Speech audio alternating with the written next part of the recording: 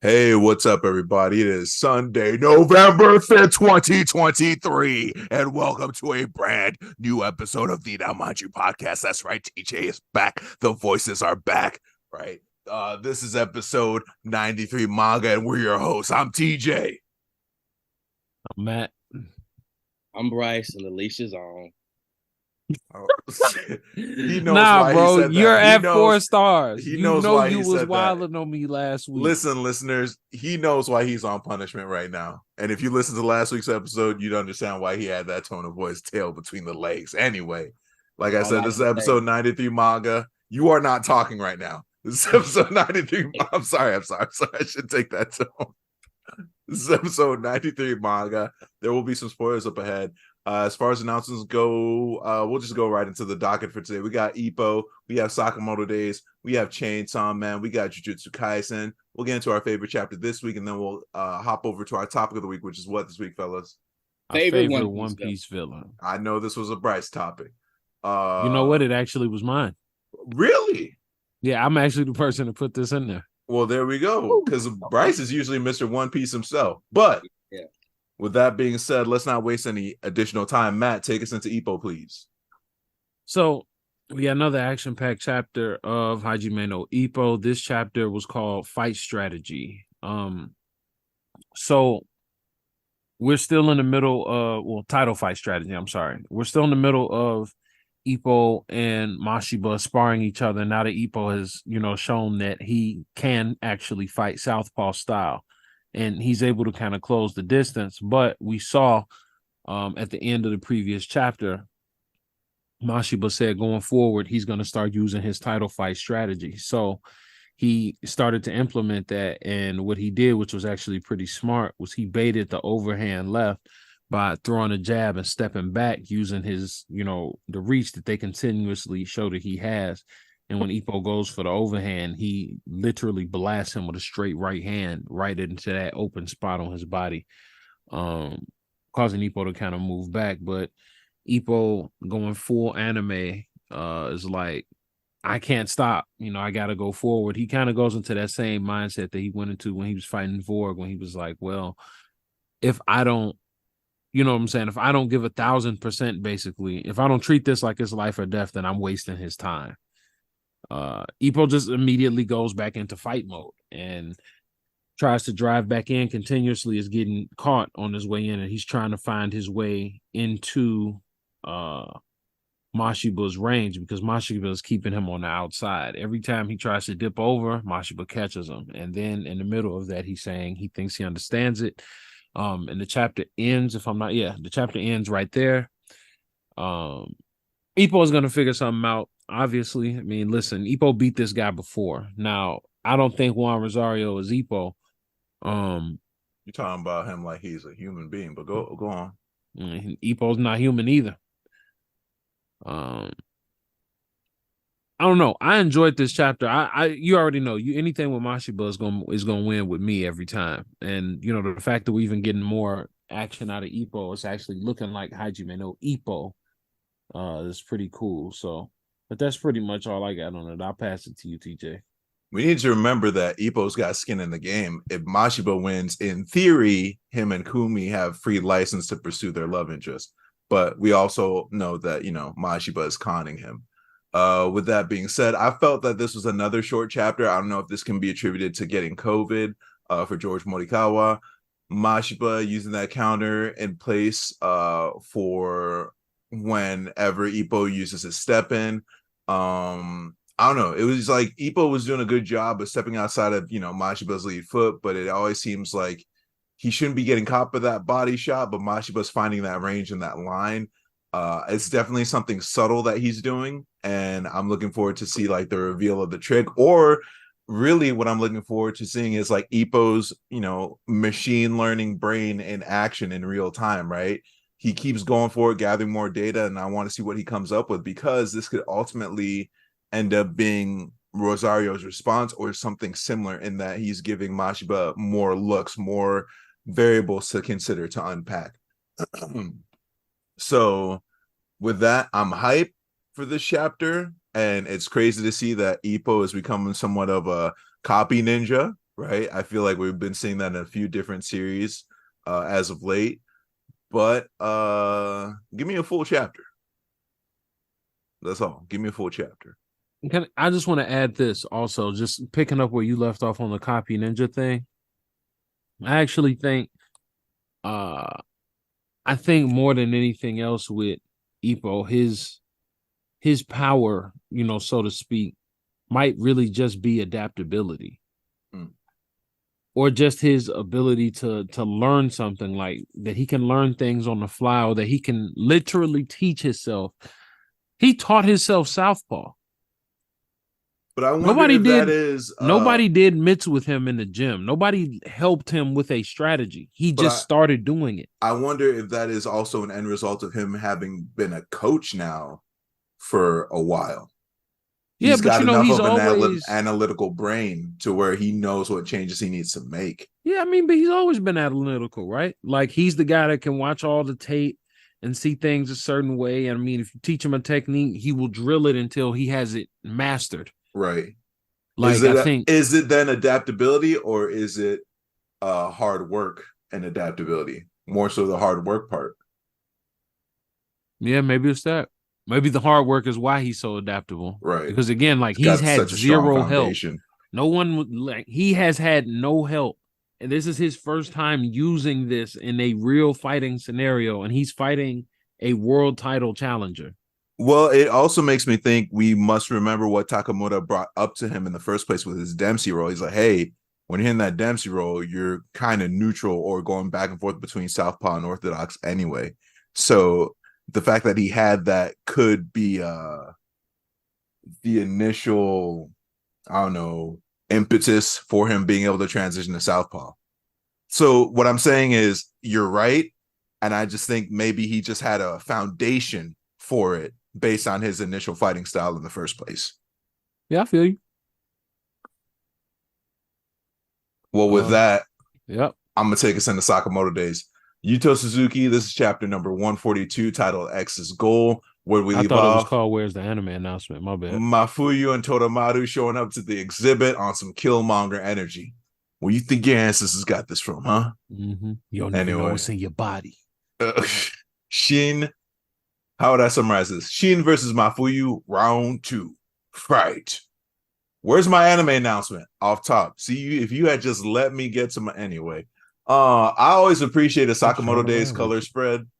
The color spreads are always fire, always hella drippy. The graffiti spread this time was pretty cool. I'm gonna put these niggas on blast. Don't want to give me my props last week for calling out that Kaji was gonna be the one that would come in to help, and the fact that we get that Todamaru, Mafuyu, X Shin, and the Sakamoto gang scrap. But whatever. I don't know anything about Sakamoto Days. I'm not bitter. Damn. Also, poor Kaji, man. He just got back in action. And in the chapter he got back in action with last week, he already got pulled out.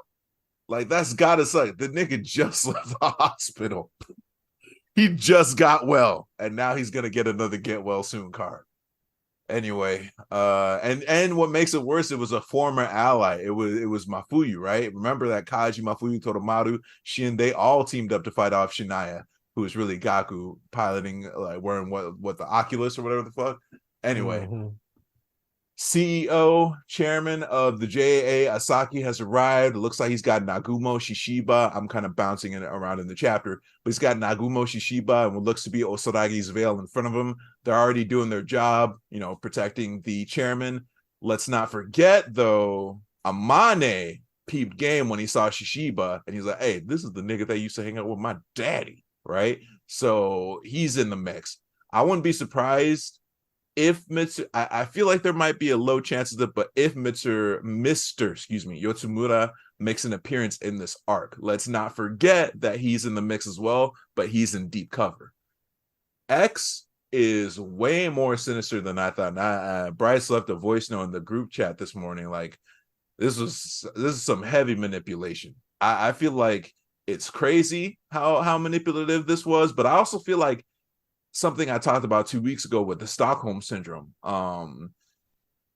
That being said, the reason why I think it's not just X taking advantage of Mafuyu's overall goal is because they were training with Gaku at the end of the day, 3 chapters ago? And in this confrontation with Shin, we see that Mafuyu got noticeably stronger compared to when they first fought each other during the Force of Death arc that Matt likes to call it, when they were on the plane. Now, how I think the question that I have is, how did X find out that Mafuyu's goal was to get into the order? They would have had some type of conversation at some point. It wasn't necessarily isolated. Like, he would have had to talk to this kid, or maybe he did some background on him. I don't know how much of Mafuyu's information is out there. Maybe they just knew. But with that being said, too, it's like how they would have had to talk at some point. And it really made me think of that scene at the beginning of The Dark Knight Rises when Bane tells the dude, hey, hold on, Playboy, you're not coming back up with us on this plane. Once we capture Dr. Nuclear Bomb here, I'm going to need you to stay behind. Like, that was dark. He's like, the fire will rise, brother. Anyway, side note, I don't think that Mafuyu will lose if he fights against the Order. I don't think it's as overwhelming of a difference in strength as it may seem. I feel like he's really powered up. And I feel like right now we're seeing a lot of characters that aren't Shin have powered up, and it's going to have to force some type of evolution in Shin. Also, we have to remember, like I think I mentioned this at the top of my notes, but Shin almost lost the first time he fought Mafuyu, right? And let's not forget that Mafuyu is a kid genius. He's only like, 14, 15 now? No, he's probably still 14 because I don't think a year has passed yet in the manga. And he's got some high-tech mask on now. It's not your simple like cloth mask. He's got that painter's mask on that seems to be dispensing something into him. PEDs, I don't fucking know, right? I wouldn't put it past the series. Now, will Natsuki, his older brother, who's the genius who created Shin's Nintendo Power Glove, is he gonna show up in this arc to just come get his brother? Shout out to Kashima, looking like he is now part of the Island of Misfit Toys, but he's being the guy in the chair. But I also doubt, you remember he said that he has control over the implanted bombs that are in their bodies. I doubt X would still let him have admin rights or something like that.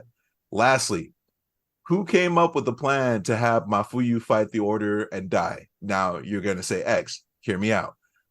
The reason why I'm wondering about this, because the idea is he's going to lose and that's going to trigger the bomb explosion, so on and so forth. We've seen the Order do this before with some of their, or not the Order, the Slur group do this before with some of their members, right? I'm asking, was it Uzuki who came up with that plan or Rion who came up with that plan? Because as of right now, I have a feeling that Rion might be the evil personality. I'm not entirely sure, but again, until we get that clarification, I've got some assumptions that I would be willing to explore. But with that being said, final thought, it looks like things are about to get turned up another notch. You got a lot of heavy hitters all in this room. Sakamoto's there, right? Got Mafuyu Todomaru. We don't even know if there are other members of Slur's group on the premises, right? But we know that Shishiba, Nagumo, Osaragi are there. We don't even know what the chairman is capable of, right? And then I'd also mention too, like, hey, is Mr. Takamura nearby? Because we know that if he's in there, nobody's winning. Anyway, I'll pass the mic over to Bryce. Oh, you passing on to me? Relax. Hey. Okay, y'all. Damn. You know what you did. You know what you did. You know what you did. All I'm gonna say is, it's a holiday today. Okay. Remember the 5th of November. Okay. Let me just get into this chapter. Give my thoughts. TJ touched on it before. All I gotta say is this nigga X ain't shit. This man is he's out of pocket. It takes someone out of pocket to know who's out of pocket. Sorry. Okay, I'm not out of pocket. Let's go ahead. I'm on the rim. I'm on the rim, but I be dancing in and out of it. But I'm close to the border. This motherfucker is just straight up down south, turn left. All right, he out of pocket. Okay, it's as I said it before. I told y'all this. It's one thing to set out to kill a motherfucker. It's one thing to gaslight a motherfucker. It's some completely different shit to gaslight a motherfucker, to think he can kill other motherfuckers just to get killed. That is like next level assassination crazy shit. And how this plays out, I don't know. This motherfucker Mafuyu might be out the paint. I don't know. He don't give me comrade vibes. I'm gonna be real with you. So I don't know if he makes I agree and disagree with that. The reason being is like we've already gotten too much of him for him to just be a flash in the pan. That's true. That is true. We gotta see. We gotta see. Cause you know what? There ain't a lot of people that fall off his Sakamoto days too. I'll say that as well. Yeah. He don't even give me I mean, he could be a rival. I guess he could be a rival. He could be a rival to Shin. But like in and out like Sasuke, like he joined at the end of the joint. Yeah, he do gotta give me Sasuke vibes. Anyway, that's all I want to say. X ain't shit. Matt? So I thought it was hilarious that yet and still we have another person that they have defeated that now works for them, because it was like from the garage at the Sakamoto store. And he was like, "You monitor my phone?" He was like, "Yeah." Like basically. He working to get his body back. That's what it is. Yeah, pretty much. I also like that Mafuyu has this kind of power scale jump, especially since he basically has been training with Gaku. That was the first thing I thought. It was like, well, this is like the fruit of that, right? You know, at least to me, that was my assumption. Like him being this much faster, this much stronger is like, well, he's just, he's been fighting a monster. So he would have had to have gotten a little bit stronger, you would hope. So I'm just interested in seeing how this is going to play out. But the flip of, like basically turning him into a suicide bomber is insane. I really was not expecting that. Like, I don't know. Just when you think Sakamoto Days isn't going to trick you, they find a way. Yeah. They find a way. Sakamoto does it again, they do it every week. They just give us more fire every single week. Motherfuckers and don't I miss. appreciate them. Yeah, they ain't missing. I'm not seeing a lot of misses. I'm seeing a lot of accuracy. So that's all I got. I'm pass it back to you, TJ. What we got next? Well, Bryce, take us into Chainsaw Man. Oh boy. All right, let's go into Chainsaw Man. There's nothing really much to say about Chainsaw Man. It's one of them chapters where it's just action. Going back to the previous chapter, we kind of get an explanation of what's going on finally. Basically, the plan is to start a commotion in order to make Chainsaw Man and the War Devil strong in order to battle the Death Devil. We knew the Death Devil was coming. We finally got the way she was gonna come about with the end of the world thing. We open up with Barum, who still could be Denzel in disguise. I'm not sure. Basically, he sends the Chainsaw Man army on Denji and Nayuta, and as they try to get away, of course, we get Quan Chi. She comes in. She takes out a bunch of devils, grabs Denji, Nayuta, and the crazy chick. I can't remember her name right now, and they just go. They just run for it. She does like this crazy jump and then falls and then slips. It looked like she literally loses her no, she did lose her leg, but it like healed up immediately. And she ends up taking out the fiends that were coming after him again. And pretty much it just ends with some random dude just calling Denji a Chainsaw Man wannabe. And he's like, yo, who the fuck are you talking to? And yeah, that's what the chapter was. I feel like this is just gonna be like a spree of action chapters. I feel like that's what we're getting into now. Y'all know how Chainsaw Man works. It's just in different droves. You just get a tsunami coming at you, and you just gotta roll with it. Tsunami of depression, tsunami of action, tsunami of what the fuck. We are in the action wave right now. So strap in because Fujimoto gonna be on one for a couple chapters. I'm gonna pass it on to Matt. When I saw the last panel, when he was like, he's a chainsaw man, I want to be too, and he was like, excuse me, I was like, and this was the moment that Denji is gonna pull this fucking cord again. Like, he's gonna do it. Now he's gonna break the promise. I don't think he will, but I just thought that might have been the moment that it happened. I will say I was pleasantly surprised to only get violence on Halloween reading this chapter. Sure. You know, we know who we dealing with. You know what I'm saying? I thought, considering everything, this was a pretty tame chapter by Fujimoto.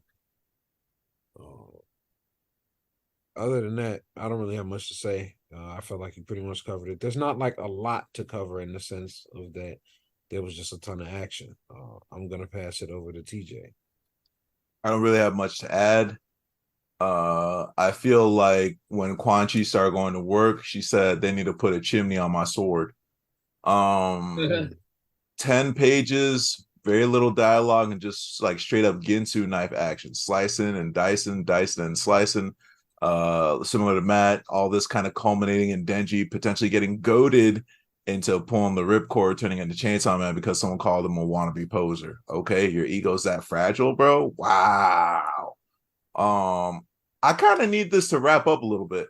I don't know why. I don't know what it is about these last few chapters. And I think it's because now that I know what Bryce mentioned, the end game is with a death devil, I kind of want to just head toward that. And some of this feels like filler to me. I don't know how to explain it. I don't know why that is. Maybe it has to do with the frequently infrequent rate at which we get Chainsaw Man. We'll get back-to-back chapters and then 2 weeks of nothing. Then every 2 weeks we'll get a chapter. Then it'll be like back-to-back. I don't know. But something about this is trying my patience.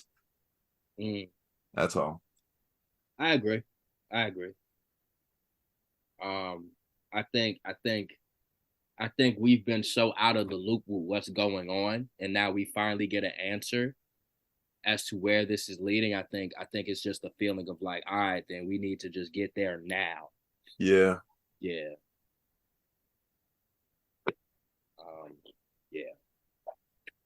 Well, what we got next up on the docket? All right. Time for Old Faithful Jujutsu Kaisen. Gege Akutami, chapter 241. This is called Foolish Survivor. Move on up.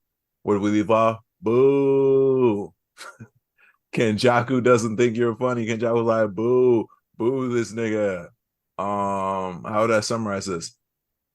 Yo, did we just witness the equivalent of Might Guy unlocking all the gates?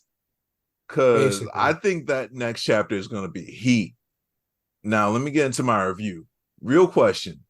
Is there no such a thing as being unhoused / homeless in Japan? I'm saying this because it's not the first time we've seen instances in manga, anime, or live action of an individual with no income somehow having an apartment to live in. I mean, it's not luxurious living either, but it looks like that social safety net is unbelievable out there. And the reason why I thought this is because there's that scene of Takaba in his apartment when he was a struggling stand-up comedian post-college that made me wonder about that. Like, we've seen this before. People who visibly have no income coming in, but are somehow able to, like, live. Like, you won't see that in the United States. And turns out Japan's homeless rate is actually close to 0%. But there's some pretty fucked up stuff behind that statistic. I ended up watching a YouTube video about it because I was just like, why? Man, it must be nice to not have to fight for just living. But anyway. Must be nice. Hilarious. But I digress. Yo, this man, Takaba, Fumihiko Takaba, right? I'm like saying Takaba, but Takaba, he takes comedy serious.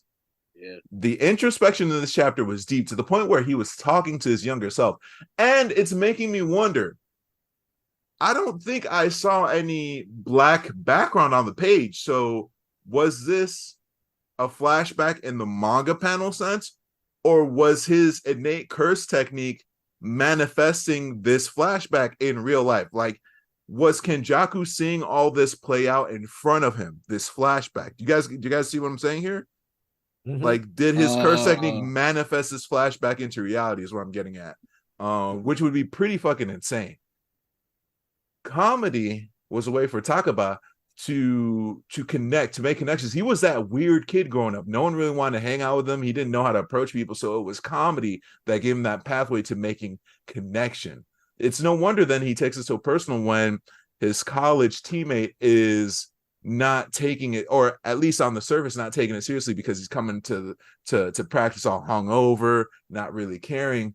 But on the flip side, we also got to, take Takaba into account too. Like he's got to be held accountable because it's a part of the culture. You got to socialize, you got to drink, you want to move up, you want to make connections, you want people to vouch for you. You also got to participate in the drinking and whatnot. He wasn't doing that, and thus alienating so many people around him, right? So what I'm getting at is, like, who knows how much this refusal to participate in the culture may have actually set him back career-wise. Yeah, that's fair. The ballet costumes were wild as hell. Move past that. So now Takaba is ready to face the truth comedically. What's this going to look like in 2 weeks? They're taking a break next week. My bad, y'all. But his cursed energy is essentially similar to Looney Tunes pocket dimension type energy, like when they pull the hammer out of the pocket dimension, so on and so forth. Like, I've said this before and I'll say it again. Like, I feel like either the Humpty dance is playing when he's on the scene, or he's got that merry melody. He's like da, da, da, da, da, da, da, da, da, da, da, like whatever the fuck, right? Playing in the background whenever he's on the scene. Even with all this, though, I don't see Kenjaku losing. No. We'll see in 2 weeks. I do not see Kenjaku losing, y'all. I'm gonna pass it over to Matt. I really enjoyed this chapter. I enjoyed finally getting that little bit of background on Takaba. Not knowing if we were in reality, if this was a flashback for him or what. And then him ultimately finding his resolve, very anime-like, very manga-like, through the flashbacks, finding his resolve and what he wants to do, and his type of comedy. The perfect ratio on the bow was crazy. Yeah, the perfect ratio on the bow. I wasn't able to achieve that until I was in my deep 20s. And it's like, all right. Yeah, I just like the ridiculousness, the kind of break from the seriousness, but the fact that, like, it's crazy because despite the fact that we aren't doing something super serious, the stakes are still very serious. Oh my God, yeah. You know what I'm saying? Like, the stakes are like as dire as they've ever been. And that's what I think is really what I really enjoyed the most about this chapter. It's just like, it gave us a break, gave us a reason, like more of a reason to care about Takaba or Takaba, because we actually didn't have much of that. We just liked him as this charismatic character, this this really weird wild card. Like, yeah, he's the wild card. Like, he's completely counterculture to the series itself. And yeah, so I enjoyed it just from that standpoint. Pass it over to Young Coach. Oh damn! I didn't think I was gonna get it past me, because of last week. But anyway, I thought this chapter was really good. I'm on the bandwagon. To kind of get a flashback chapter to, like, this man's ridiculous power and how this is going to how this battle is going to play out is going to be very interesting. I'm also in the camp of Gojo's not. I don't think either of them is going to die. Actually, maybe Takaba will get away or something. I just hope that this isn't going to be a long fight. I hope this gets wrapped up in like 2-3 pages, because I want to get back to man. I want to get back to Sukuna. See what's happening over there. See if We've been seeing a lot of Sukuna. We've been seeing like 4 Sukuna fights. Yeah, but I'm trying. Well, I'm trying to see Yuji. I'm trying to see what happens with Yuji. Gotcha. I don't think, and I don't think I could absolutely believe that somebody gets. Nah, I don't think we're gonna get any deaths off screen. People will get fucked up, but I don't think they'll die off screen. Mm-hmm. It's interesting, because the Shibuya arc is going on. The anime is doing the Shibuya arc, and they just got to the part where Nanami and Maki Maki gets burned and then Nanami gets eviscerated. And just how quick it was, you know what I mean? Like it wasn't. It's only gonna get worse, y'all. It's only gonna get worse. So with that just being said, like I'm curious as to. I hope this gets wrapped up quickly, and I just want to get back to Sukuna. I want to see who else is gonna die. I feel like that we're gonna lose like a couple more people before this arc is over with. Yeah. I got one more thing to say, and this is something that just occurred to me right now. Do you know what we have not seen yet at all in Jujutsu Kaisen? But we've seen that it's been done over the centuries. We have not seen Kenjaku hop into a body. Yeah, that's true. Oh, you think he would steal his body? I don't know if he's going to steal Takaba's body, but I feel like we're going to see a body hop happen before long because he kind of has that Orochimaru Captain Ginyu vibe to him, right? And what if Sukuna's body? I don't think that would. I think Sukuna's too strong. Or, well, here's the thing. This is why I allude to this, because it doesn't feel like he hops into bodies that are alive. It feels like they die and then he somehow gets a hold of the body. I would assume that Yuji's mom was actually dead before he hopped into her body, but I'm not 100% sure. I would assume that Noritoshi Kamo, the ancestor of the current Noritoshi Kamo, he had hopped into that body at some point, right? I'm saying, like, what if he gets pushed to the point where he's got to hop into a body? Because I honestly just want to flashback to how he got a hold of Geto's body, in all honesty. Yeah, what if just poetically he goes and gets Gojo's body? To piggyback off that, I think Geto is playing such a long game. You mean Kenjaku, because it's not Geto. Kenjaku. Yeah, it's Kenjaku. I think he's playing such a long game that, like, I wouldn't be surprised if it's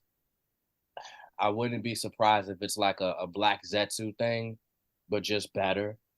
You know what I mean? Like, yeah, man. Of course I made Yuji, and then I made Yuji go to this school, which of course one of the fingers was there. I set up the situation where Yuji eats the finger, and I didn't really expect him to get put in with Gojo, but I just mixed with it, and all these things. I wouldn't be surprised if this is just a long game that includes Sukuna in a he does have an Aizen level of calculation for his plans. Yeah, and just the fact that the more we're going on and seeing these things, the absurdity that is Yuji, the curse wounds, the fact that he planned so well Mahito and Geto's power working together. Yeah. The Tengen thing where like Tengen thing, where he pretty much kind of set up the host, the star host getting killed, just so eventually Tengen could get to the point where he could absorb him. Yeah, I think if he does go for Gojo's body, he'll at least get it for 50% off. Okay, no.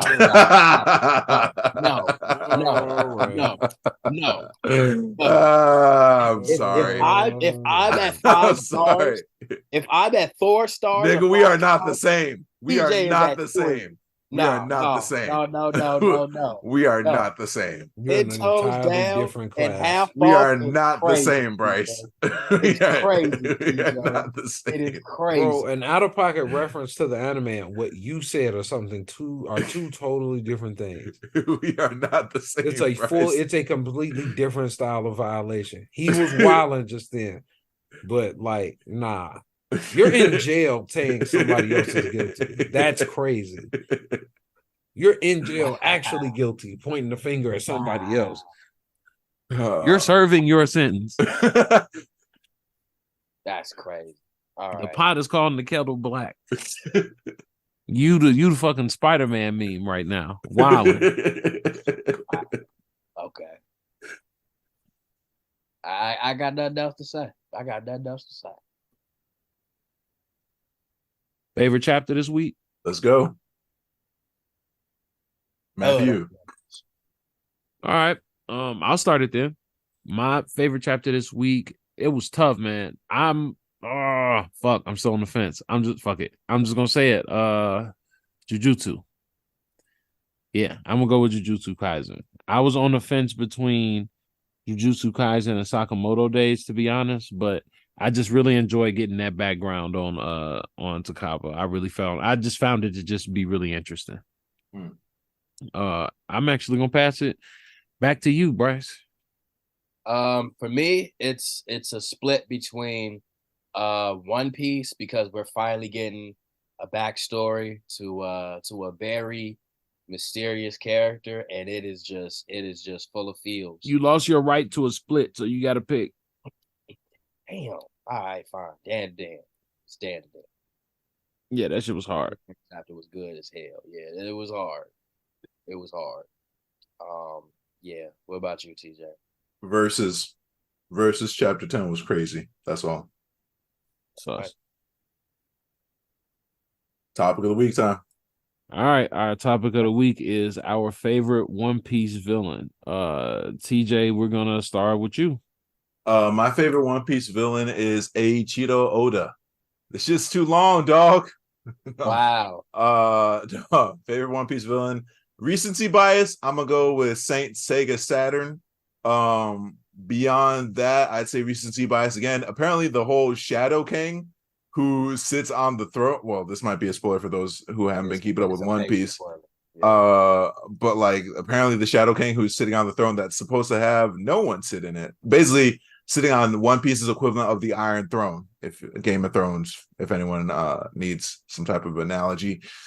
But for me, all time, probably Doflamingo. He lost Celestial Dragon status as a kid, and he just never let that shit go and made everyone pay for it. Nigga said, "Where the slaves at?" I mean, it's crazy. It's like, this our land? Yeah. This where we gonna live now? Yeah. Slaves coming later or what? Like, I don't see. As a child, mind you. They was like, nah, bro, we not doing that no more. He was like, wow, that's crazy. Cause I'm gonna keep doing me. That's crazy that y'all just decided to change my lifestyle, but didn't ask me how I felt about that. And he never let that go. At all. I'm pass it over to Bryce. I mean, y'all made a very good point about Doflamingo. The level of disrespect and finesse while disrespecting motherfuckers is crazy. Talking shit to Law about killing his own brother. I know, dude. That was wild to say. That was wild. That was fucking wild.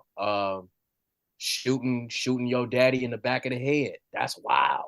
You a kid and you did that.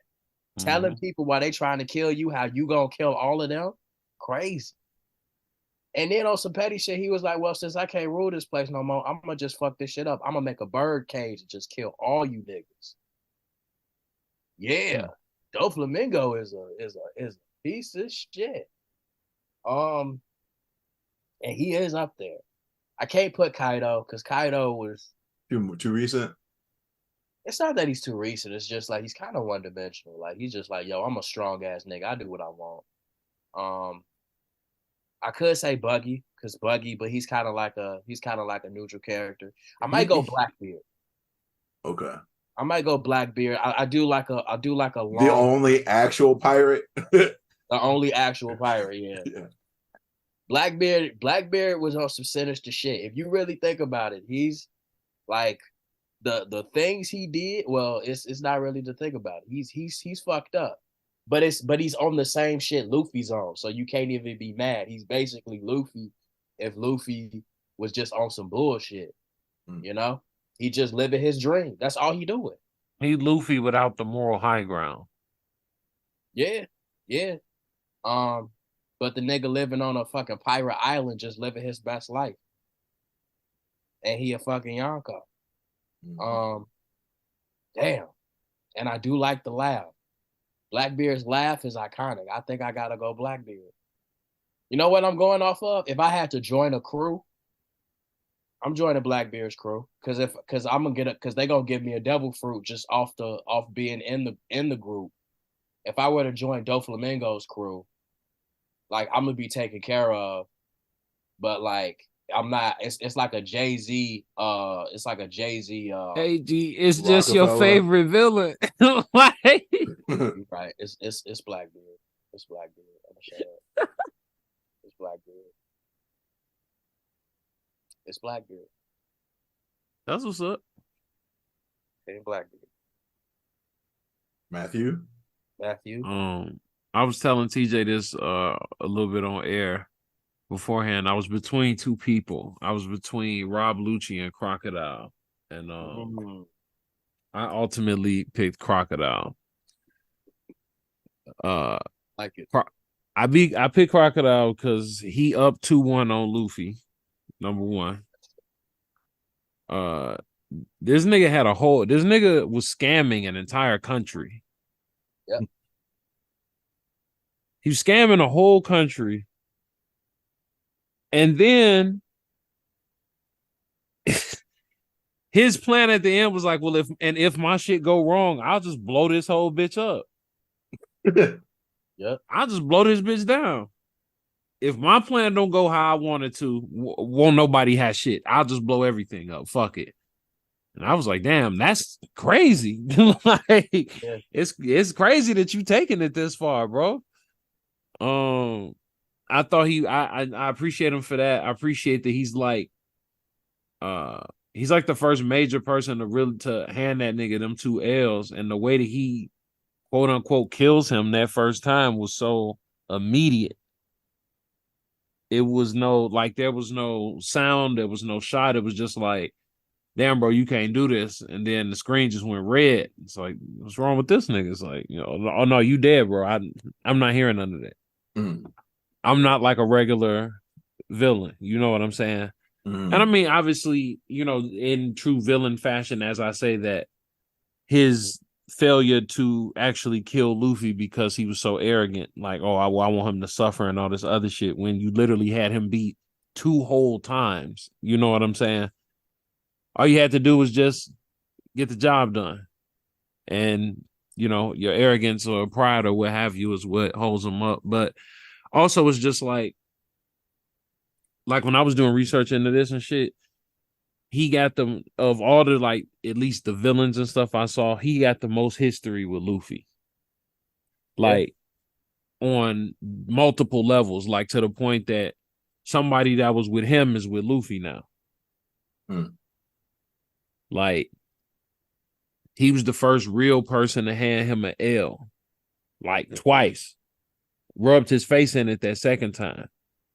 You know what I'm saying? Even he had to take one of the most savage routes to ultimately beat this dude. I don't know. And then it was just, I also like niggas that just got plans on top of plans on top of plans. That's why Aizen is so high on the list for me in terms of villains and stuff. So, like, that's why another thing I like about Crocodile is, like, he just always had a backup plan. But, like, I don't know, bro. He was just petty. Like, he spurred a civil war on, bro. Yeah. Like, the nigga was a warmonger. That's bogus as hell. It says something when the creator was like, I brought this nigga out too soon. He shouldn't have been right here. He's too cold. And then kind of gives him back his comeuppance later with the cross guild. I love that shit. Yeah, it did. And see, that's another thing that I thought was dope. That like the cross guild thing where you flipping the script on the Marines, because the same way that a civilian could just pull up on a pirate, which that would be foolish, but the same way a civilian could pull up on them, they could just pull up on a Marine and get a bounty. You feel me? And I thought that was dope. But that's my pick. I pick Crocodile. Any final thoughts, fellas? No, man. Good pick. All right. Well, this concludes another episode of the Now Mind You podcast. Thank you guys so much for rocking with us for another week.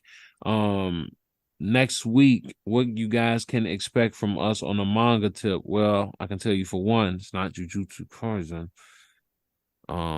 But we should be getting hopefully more than 6 pages of Hajime no Ippo.